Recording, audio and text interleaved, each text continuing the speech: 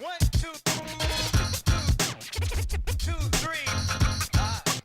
1, 2, 2, 3. In the place to be. In the place. Check. Outside the door, someone in our office will get back to you on your idea selection. So regardless of whether you can ask questions this evening or not, there's an opportunity for you to tell us this evening your ideas. Also, you can log on to our website at nyc.gov/controller, and you'll also see our open audit section. So if you have a terrific idea at 3 o'clock in the morning for an audit, and it suddenly wakes you up and you feel motivated to send the submission in, you can do it anytime, 24 hours a day online. And I'll just ask the participants to make sure so everybody can get heard that you limit the time for your questions. Mr. Liu and staff, I'm Timothy Lunsford, and I've been working on the closure of St. Vincent. And right now, with the silence we've had from all our elected officials, there have been several things that have been overlooked. And what we've asked for is an audit of the closure, because right now New York State is unwilling to provide information on how they didn't follow state procedure as a medical facility. Right now, our mayor has been silent, our city council speaker has been quiet. All she's called for is an urgent care center, and I will tell you, I visited several urgent care centers that advertised as emergency rooms or emergency care centers, and they're not emergency care centers. It's a wrong message for our elderly and disabled communities. I'm deaf, but the elderly and disabled community can misinterpret their public flyers as emergency rooms, when in fact, if you live where 1.3 million New Yorkers live, from 62nd Street to the Battery, there's no hospital. The closest hospital from the West Village, where I live, is St. Luke's Roosevelt to the north and Beth Israel to the east. Right now, I'm a survivor of 2 heart attacks and 2 bouts with cancer. I don't know if I have another heart attack if I'll survive. And so I'm asking, will you start an audit, because businesses in the village are failing now because of the lack of business. And we do need a hospital, and we need a hospital now. So I'm asking, would you please investigate?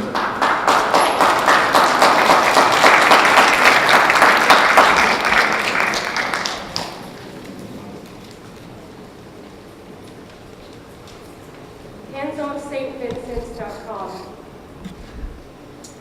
Concerns from everybody in the community. I am a part of the coalition to save the West Village Hospital, the former St. Vincent's Hospital. I'm a village resident for 26 years. I've seen tremendous trouble in the community in reference to all the small businesses, in reference to the morale, and in reference to the traffic and the energy and the environment of the West Village. It's been severely destroyed as a result of a hospital being closed quite illegally. I am asking for an audit from the Controller's office. There's been many issues involving this hospital, federal, state, city funds, as well as many people in 160 years who have donated their monies to this hospital and have long been gone, and maybe even attorneys are writing checks every year at tax season to donate to St. Vincent's Hospital for the care that their child received, a niece, a nephew, someone received there. Because it was a wonderful hospital, and the people who work there in the community made it a great community. It is absolutely impossible that a bankruptcy court is being allowed to just barrel on through without having more transparency on what happened financially at this institution and who is to be held accountable. Is it the board of directors? Where did the city, state, and federal money go for the multitude of programs that were supported at this hospital for the benefit of the community and the public? And why no one has stepped up to really challenge anyone, including our politicians, by the way, who all have been quiet. Everybody wants a hospital, but everyone's been quiet. Why no one is being held accountable? And where did all this money go? There was money for veterans, there was money for pediatric care, there was money for AIDS research, there was so many. so many different sources of federal, state, and city funding, and 160 years of privatization. I've donated money to that hospital. I live right down the street.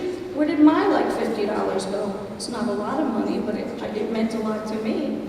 So I just wanted to share that that needs to be looked into, and I believe there's a lot of legal processes going through for a Freedom of Information Act and to reveal this information, and it has been stymied and blocked, whether it be by the bankruptcy court, whether it be by the former health commissioner, who decided to shut down this hospital in 30 days, and I do believe there's even a lawsuit by the Department of Labor for $50 million which validated that people were fired in a really illegal and harmful way because they're losing money in their coffers as well, which of course supports all of us in New York City. But beyond that, from 59th Street all the way down to Battery Park, there's no West Side Hospital. So if anybody has a heart attack or a stroke, or anything happens to a kid falling in a playground, cracking their head open, getting across town to NYU and to Beth Israel and all the other hospitals, it really poses a problem, not just for us in New York City, but for the thousands and thousands of people who visit us in New York City from all over the world. You know, cab drivers, when I'm in a cab, they don't know where to take people in the hospitals. St. Vinny, so everybody knew where to go. Nobody knows where to go so easily. They don't know the addresses. Thank you.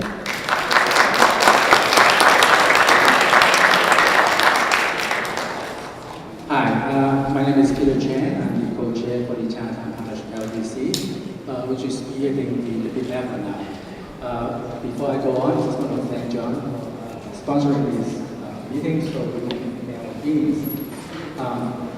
The China Partnership, we did a big effort, and I heard... Can I ask you a quick question about St. Vincent's Hospital? What kind of jurisdiction generally, just to give us an idea, do you have any jurisdiction in it? I know that there are lots of people who are very concerned about St. Vincent's Hospital and the closure of this venerable 160-year-old organization and hospital. And now we have a large swath of Manhattan that is without a nearby hospital. People have suggested that I audit St. Vincent's and the closure thereof. Quite frankly, it is probably not within our audit confines to be able to see what happened there. But there are lots of issues with regard to the lack of funding, the state funding, and we'll continue to look into it every which way we can. I just, I wish we could do more with regard to St. Vincent's. Thank you.